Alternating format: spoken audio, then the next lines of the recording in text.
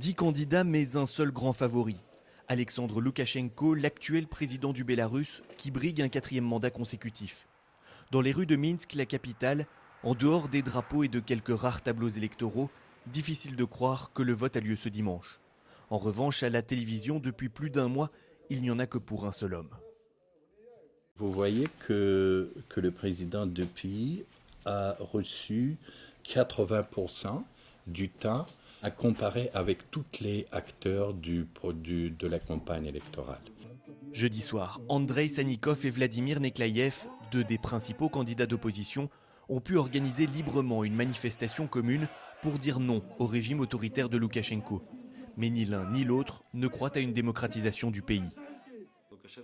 Loukachenko ne veut pas changer, il veut que l'Europe l'accepte en tant que dictateur. Si tel est le cas, je pense que ce sera la fin de l'Europe et de ses valeurs.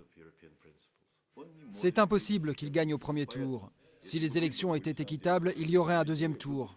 Mais un dictateur ne peut pas se permettre un deuxième tour.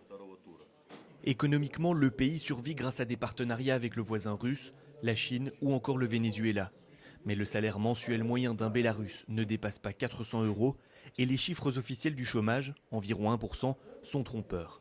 Chez nous, l'allocation chômage, c'est 10 € par mois. Forcément, ça n'incite pas les personnes qui cherchent du travail à se déclarer sans emploi. Depuis quelques mois, Alexandre Loukachenko tente de se rapprocher de l'Union européenne. Dimanche, pour la première fois, des observateurs européens devraient assister au dépouillement des bulletins de vote.